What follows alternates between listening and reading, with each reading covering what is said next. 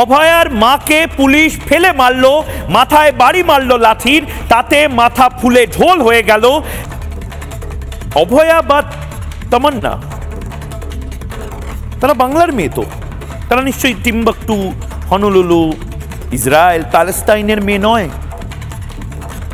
Just ভাবুন অবস্থাটা। 1 বছর আগে ঠিক এই সময় যখন এই লাঠির বাড়িটা খেলো, 1 বছর আগে ঠিক এই সময় অভয়ার মা মানে কাকিমা হাতে পায়ে ধরছিল এই সন্দীপ ঘোষের, শুধুমাত্র মৃত মেয়ের মুখটা একবার দেখার জন্য, শেষবারের মতন একবার দেখার জন্য।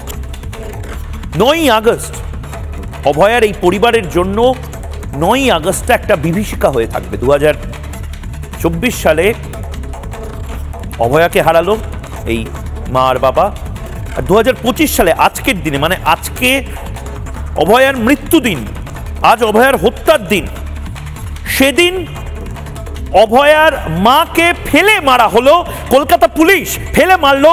কলকাতার এই বুদ্ধিজীবী সমাজ এবার আপনারা পক্ষ নিতে শিখুন। আপনারা বকলমে যাই করুন না কেন তার জন্য মমতা বন্দ্যোপাধ্যায়কে সুবিধা দিচ্ছেন। আপনারা অরাজনীতির নামে যাই করুন না কেন, আসলে আপনারা রাজনীতি করছেন। এই রাজনীতির বলি হচ্ছি আমি বা আপনি।